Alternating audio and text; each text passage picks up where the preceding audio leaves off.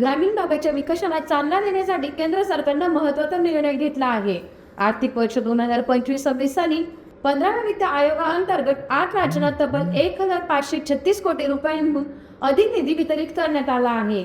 या अनुदानाचा लाभ अरुणाचल प्रदेश, गोवा, गुजरात, झारखंड, ओडिशा, राजस्थान, तेलंगणा आणि उत्तराखंडमधील पंचायती राज संस्थांना होणार आहे.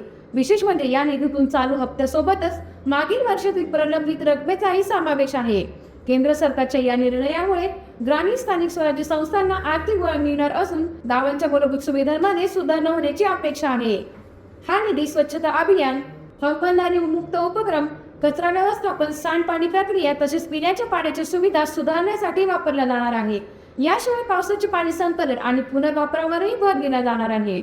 एकूणच या निर्णयामुळे ग्रामीण विकासाला गती मिळणार असून गावांचा सर्वांगीण विकास साधण्याचा मार्ग मोकळा होणार आहे. अशाच घडामोडींसाठी पाहत राहा टाइम्स ऑफ महाराष्ट्र.